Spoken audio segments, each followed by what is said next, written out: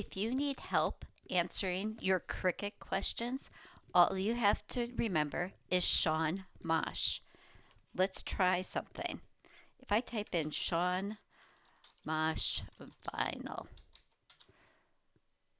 not only will you find my site, but look right there. It's the Vinyl for Cricut Buyer's Guide. Let's take a look at what's there.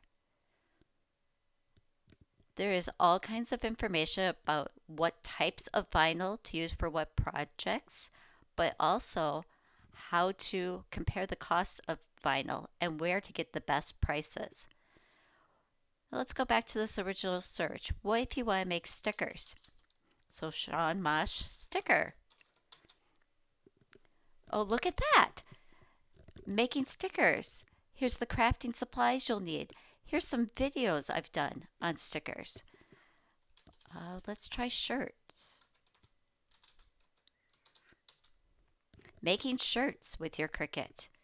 Some different shirts I've made. And there's some different projects. What else do you want to make with your Cricut? Type in Sean Mosh along with the word you're looking for, and I'm sure you'll find some great resources. Thanks.